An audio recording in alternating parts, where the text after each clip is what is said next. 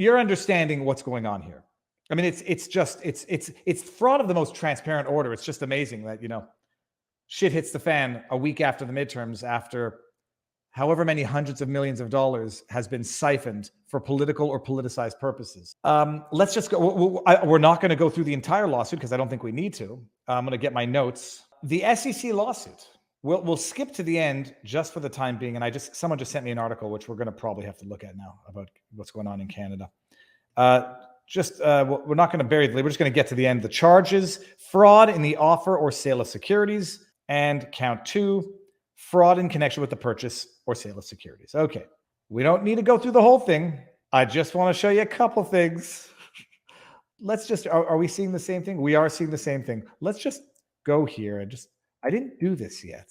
See, words beginning with demic appears 0 times in this entire document. Words starting with political. Let's do political. See if it's donations every time. Okay, so we got political donations comes up twice.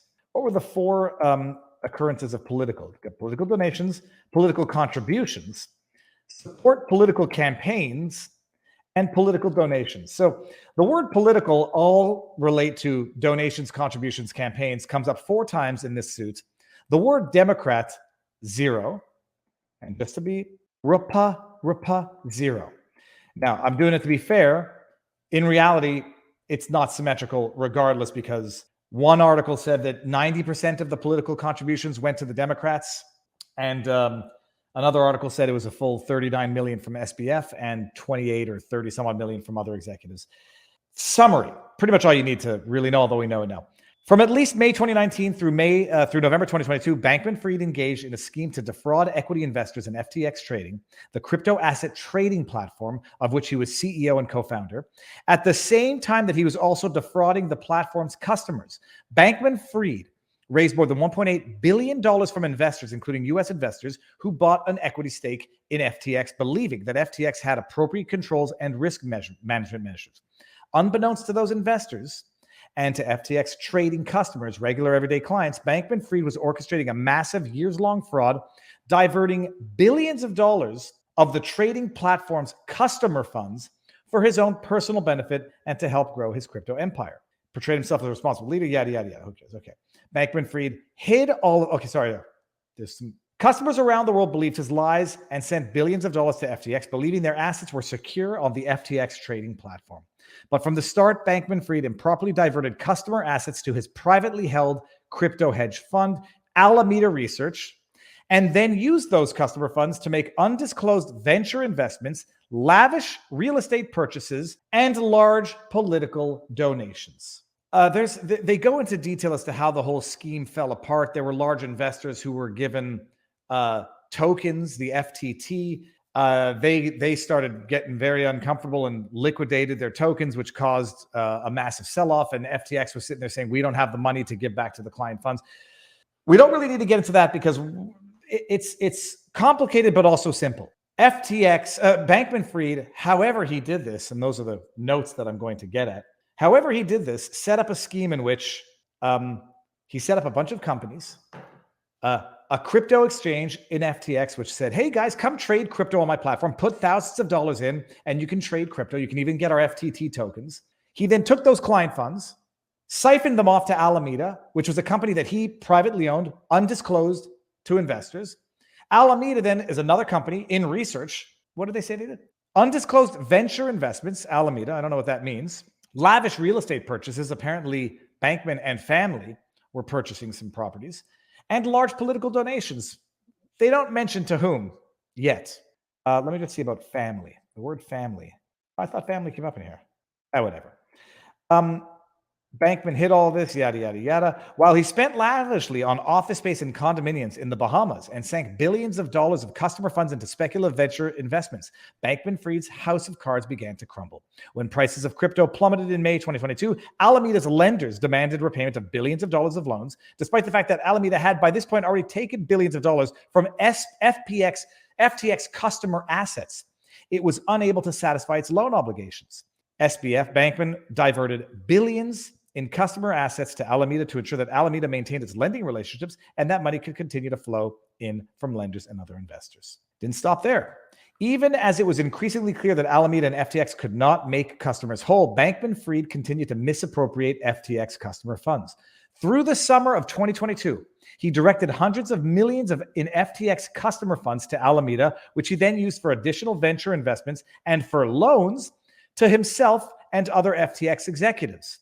All the while, he continued to make misleading statements to investors about FTX financial condition and risk management. Even in November 2022, faced with billions of dollars in customer withdrawals, yada, yada, Bankman-Fried misled investors from whom he needed money to plug a multi-billion-dollar hole. His brazen multi-year scheme finally came to an end when FTX, Alameda, and their tangled web of affiliated entities filed for bankruptcy. Let me just get one of the first paragraphs that I think is interesting to read. The interconnected web of companies grew to include over 100 separate entities, with Bankman-Fried at the top and Alameda, his crypto hedge fund, at the center. Throughout the relevant period, in multiple statements, Bankman-Fried held himself out as a visionary, yada, yada, touted his efforts to create a regulated and thriving crypto market. He conducted an extensive public relations campaign to brand himself and his companies as honest stewards of crypto. The interconnected web of companies grew to include over 100 separate entities, with Bankman-Fried at the top and Alameda, his other company, at the center. Who set that up? Who set up that interconnected web of companies? That doesn't happen overnight, and that's not easy to set up. Paragraph 26, the reality was very different from the start. Contrary to what FTX investors and trading customers were told, Bankman-Fried continually diverted customer funds, we know that, to Alameda, and then used those funds to continue growing his empire, using billions of dollars to make undisclosed private venture investments, political contributions, and real estate purposes. You know that I'm only interested in political contributions. To whom? Paragraph 30. Bankman-Fried used Alameda to carry out his fraudulent scheme. Alameda and its many subsidiaries served a number of essential functions in Bankman's growing web of companies. We don't need to get that. Who created this web of companies? It doesn't happen overnight. It doesn't happen without planning, and it doesn't happen without assistance. We'll see. To be continued. 35. At least some of these bank accounts were not in Alameda's names, but rather in the name of North Dimension Inc., an Alameda subsidiary. North Dimension's website does not disclose any connection to Alameda. Bankman-Fried directed FTX to have customers send funds to North Dimension in an effort to hide the fact that the funds were being sent to an account controlled by Alameda. I'm going to have to pull up an article on Mind the Gap, because I recall reading an article on how Mind the Gap, his mother's Get Out the Vote campaign, raised $140 million. And I recall something in there about SBF directing investors or directing clients to send money by the way of Mind the Gap. I think I'll have to pull that up. Who set this up? Just him? Doubtful, 43 people. This is another interesting paragraph. Where are we? 42, 43. Alameda diverted billions in FTX customer assets. Starting in around 2021, Bankman-Fried directed Alameda to borrow billions of dollars from third-party crypto asset lending firms in order to fund Bankman-Fried's venture investments and for his personal use. Certain of these loans included provisions permitting the lenders to demand repayment at any time. In around May 2022, as crypto assets were dropping, several of these lenders demanded repayment. Oh, this is how the House of Cards came collapsing. Because Alameda did not have sufficient assets to cover all of these obligations, Bankman-Fried directed Alameda to draw on a line of credit from FTX, and billions were taken from. It's just a classic Ponzi scheme. Like it works so long as nobody asks for their money back, and until it comes time to pay it. FTX investors were provided with FTX audited financial statements. And FTX represented in its purchase agreement that those financial statements were fairly present in all material respects, the financial condition and operating results of FTX. These audited financial statements, which do not include information about Alameda's undocumented line of credit from FTX and other information discussed herein, were at the very least materially misleading. Indeed, FTX's current CEO has voiced substantial concern as to the information presented in these audited financial statements. We're going to come back to that, because my question there is, who was that auditor that prepared those statements? Audited financial statements are not nothing. Like, they cost tens of thousands of dollars to prepare, depending on the company, for how many years you want to do them. Publicly traded companies are required by law to do them. Private companies, at least in Canada, are not required to do them if they get the approval of all the shareholders. But once you prepare audited financial statements, it's not something you can just willy-nilly draw on a napkin at the corner of a table over lunch. We're going to get back to who the audited statement was, because I think people in the internet, the aggregate knowledge of the internet, are going to find, we know who the auditors were at that time. I found it in another article. The question is connections. The question is connections, if any, political connections, family connections, or whatever, or whether or not that auditors were just known scoundrels in the industry and will prepare any audited financial statements at the request of the directors. Because the auditors say, look, we're just preparing the statements based on the information the company gives us, and we make the owners sign a disclaimer that says they're giving us all the information. If our audited financial statements are inaccurate and it's because of misinformation provided to us by the company, well, then it's on them. We'll see. And then the last one, paragraph 63. How do they do this? This is the beautiful part. The collateral that Alameda had on deposit, consisting largely of enormous positions in illiquid crypto assets issued by FTX, and this is the token, compounded the undisclosed risk to FTX's investors. Bankman-Fried and FTX's system valued this collateral at trading prices. They issue their own FTT tokens, give them a value, sell them to, I think it's to Alameda, at an inflated price, so they can say, look, we have all of these other tokens valued at X because we sold it to a company that we're related to without disclosing that to you. So we're worth X times however many more tokens we have. It's fabricated money. It doesn't exist. It never existed, except on paper. Bankman-Fried's and FTX's system valued this collateral at trading prices, but the collateral deposited by Alameda was not worth the value assigned to it. Alameda and FTX collectively owned the majority of these tokens, and only a small portion of FTX-affiliated tokens were in circulation. As such, the tokens were illiquid. And as Bankman-Fried knew or was reckless in not knowing, if Alameda or FTX tried to sell the holdings, market prices for the tokens would fall because nobody was actually buying it. Because the only people who were buying it at inflated prices was Alameda and the few suckers who got whatever few tokens were put in the market, thereby driving down the value of their collateral. As a result, even if FTX had liquidated Alameda's portfolio, the sales of those thinly traded tokens would not have generated sufficient funds to cover the amount Alameda borrowed from FTX. Fraud. Alleged fraud. Sorry. Like my money. Imaginary says, where did it go? Countermoon. Hey, we're going to create a token. We're going to sell 1,000 on the open market. We'll create 1 million tokens. We'll sell 10,000 on the open market, but only after we've sold 1 million. Wait a minute, how many did I say? We'll create 100 million tokens. We'll sell 1 million to Alameda, my own company, which we're going to buy, oddly enough, with client funds in the first place, probably. We'll buy 1 million of those tokens for $1. Now you're worth $100 million. Now that someone bought the tokens at $1, we can put 10,000 on the market and say, those are worth $1.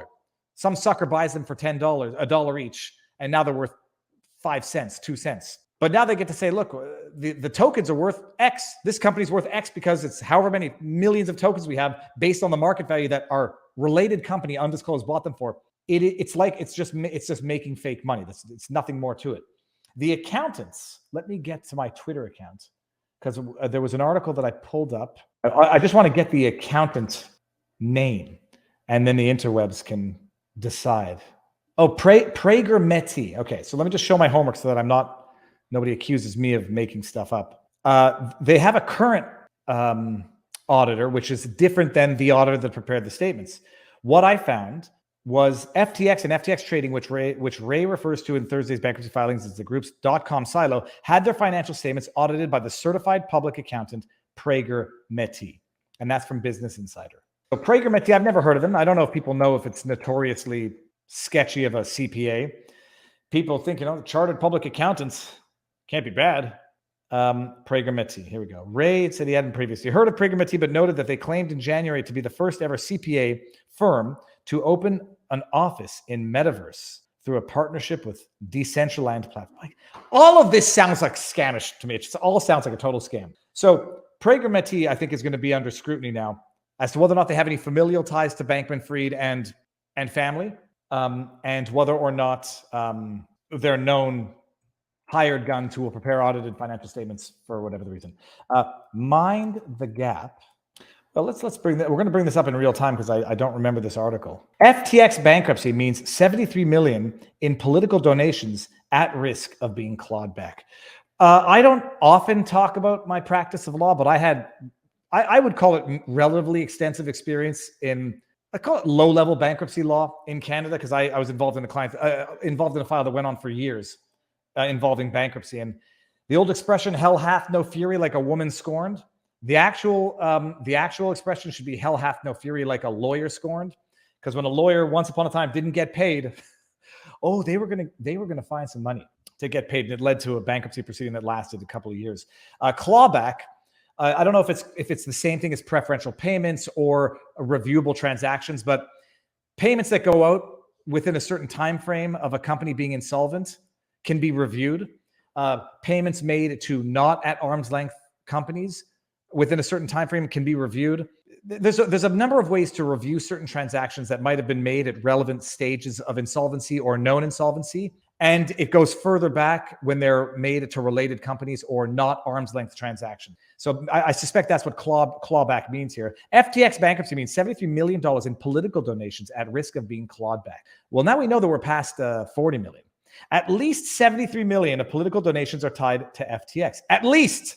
That's almost 100 million. And that is going to be a drop in the bucket. Money went to Democrats and Republicans, mostly through political action committees. It went to both. What was the amount? At least 73 million of political donations tied to Sam Bankman-Fried's FTX may be at risk of being clawed back as bankruptcy lawyers sort through the remnants. The wide-ranging contributions from Bankman-Fried and two of his top lieutenants include more than $6 million to Super Political Action Committee for House Democrats, $3.5 million for the GOP's Senate leadership, and $3 million for a fund that backs Senate Democrats. So that $3.5 million is a lot, but $3.5 million of 70 million, that looks like the 10% that some articles were saying. So you got 6 million to super PACs for Democrats, 3 million for Senate Democrats. That's nearly 10 million, 3.5 million for GOP leadership. Okay. Let's see what else. Washington's brief but intense flirtation with FTX donors ended backfiring spectacularly, damaging the reputations of politicians who benefited from large contributions, while some FTX exchange users face losing their life savings. It's another layer in the fallout, yada, yada, yada. $1 million went to Mind the Gap. Why do I think that we're going to have more than that? What's clear from public records is that donors tied to FTX gave to Senator Mitch McConnell and Representatives McCarthy, the top Republicans in the House.